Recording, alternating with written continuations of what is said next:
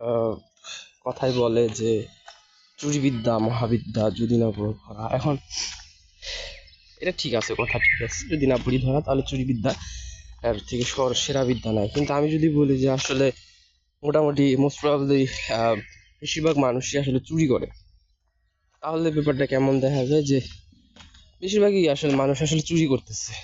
কেমনে সম্ভব? ইয়েস, এটাই আসলে রিয়ালিটি। আমরা সবাই আসলে কোনো না কোনোভাবে চুরি করতেছি, ইচ্ছায় অনিচ্ছায়, প্রকাশ্যে অনপ্রকাশ্যে, অপ্রকাশ্যে বা যেভাবেই হোক। কেউ ক্রিয়েটিভ ভাবে চুরি করতেছে, কেউ সিলেক্টিভলি, কেউ ইনডিসক্রিমিনেটলি। মানে আমরা কোনো না কোনোভাবে আসলে আমরা চোর।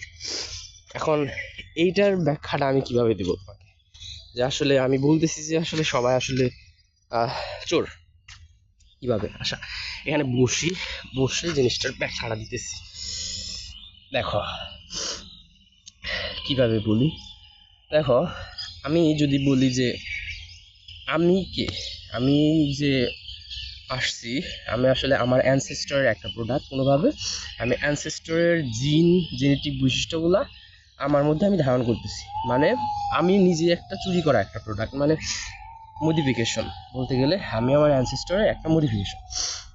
আমি একদম একজন ইউনিক কেউ না বলতে পারি, কারণ আমার আমার ডিএনএ সব কিছুর মডিফাই হইয়া আমি হচ্ছে এখানে বর্তমানে আছি। এটা আসলে যদি জেনেটিক ব্যাখ্যা দিই তাহলে এটা তুমি বেশিরভাগ মানুষ ভুল বলতে পারো। কিন্তু অন্যভাবে যদি বলি, দেখো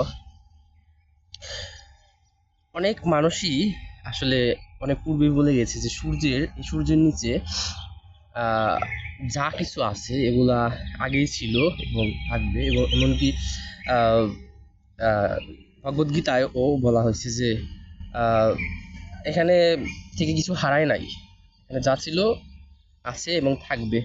আমরা কিছু নিয়ে আসি নাই, আমরা এখান থেকে কিছু নিয়ে যাবো না।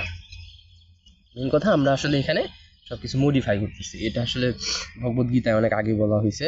আহ, এই যে আমরা নানান রকম বিজ্ঞানী, কবি, সাহিত্যিক, আর্টিস্ট, মিউজিশিয়ান, নানান রকম মানুষদের যে দেখি, এগুলো আসলে আমরা বলি যে তারা আসলে সব কিছুই কোনো কিছু না কোনোভাবে ইউনিক একটা প্রোডাক্ট তৈরি করতেছে। কিন্তু আদতে কেউই আসলে কোনোভাবেই ইউনিক প্রোডাক্ট তৈরি করে না। যদি আমি বলি যে জন্মের পরই আসলে কেউই যদি আমি জন্মের পরে একটা ছেলের বনে ছাইড়া দিই, তাহলে সে কি করবে? দেখা যায় যে এরকম দেখাই যায় যে সে বন্য প্রাণীর কাছ থেকে কিছু শিখবে এবং সেও আসলে বন্য প্রাণীর মতোই কপি করার চেষ্টা করবে। সে কোনোভাবেই একদম নিজের কোনো অনন্য একটা বৈশিষ্ট্য ধারণ করতে পারবে না নিজের মধ্যে। এটা পসিবল না। সেরকমই আমরা যখন একটা শিশু বাচ্চা বড় থাকে, মানে শিশু বাচ্চা বড় হয় একটা পরিবারে, তখন কি হয়? তখন সে তার বাবা মার কাছ থেকে তার বৈশিষ্ট্যগুলো ধারণ করে, তার বৈশিষ্ট্য যে পায় সেগুলো আসলে অভ্যাসে নিজে রপ্ত করে। যেরকম আমরা যখন বর্ণমালা শিখি তখন কিন্তু আমরা নতুন করে একটা বর্ণমালা বানাইতে চাই না, আসলে ওই বর্ণমালা বা যে কোনো কিছুই আমরা আসলে শিখতেছি। তো এই জিনিসটাকে আমরা চুরি করা বলি না, বলতেছি আমরা শিখা। কিন্তু যখন একটা মানুষ কোনো কিছু চুরি করে তখন আমরা ওটাকে চুরি বলতেছি। এই বিষয়টার মধ্যে আসলে পার্থক্য আছে। আমি বলছি প্রথমে যে আমরা আসলে সবাই সিলেক্টিভলি চুরি করতেছি। ইয়েস, আমরা আসলে সিলেক্টিভলি চুরি করতেছি। আসলে কবি সাহিত্যিক বা কোনো অনন্য ব্যক্তিত্ব যাদের আমরা বলতেছি আসলে কোনো একটা কিছু তারা ইউনিকভাবে তৈরি করছে, তারাও আসলে প্রথমে কি করছে? অনেক মানুষের কাছ থেকে তাদের লিসনগুলা নিছে। অনেক মানুষের কাছ থেকে তাদের লিসনগুলো নেওয়ার পরে তারা আসলে মডিফাই করার ট্রাই করছে। যেমন যদি ধরি আমি যে আইনস্টাইনের আপেক্ষিক তত্ত্ব, এটা কোনোদিনও হইতো না যদি নিউটনের লগুলা না থাকতো। হুম। তো প্রথমে কি করছে, যে কোনো বিজ্ঞানী বা যে কোনো আর্টিস্ট, নিউ আর্টিস্টিয়ান, প্রথমে তারা আহ, অনেকগুলো জিনিস ধারণ করে, আগেকার লিসনগুলো ধারণ করে, তারপর ওগুলো মডিফাই চেষ্টা করে। তো এটা আসলে আমি যে ব্যাখ্যাগুলো দিতেছি এই ব্যাখ্যাটা আসলে একটা বই থেকে নেওয়া। এটা বইটার নাম হচ্ছে স্টিল লাইক অ্যান আর্টিস্ট। মানে যখনই আমরা কোনো কিছু আহ, করব, শিখবো, তখন আর্টিস্টের মতোই স্টিল মানে চুরি করা উচিত।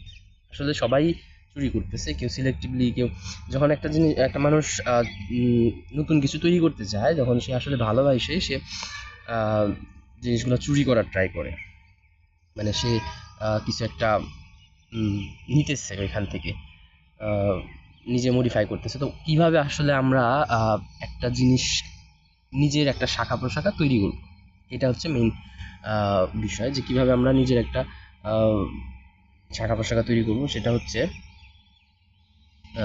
যদি আমি কোনো কিছু শিখতে চাই, তখন ওই বিষয়ের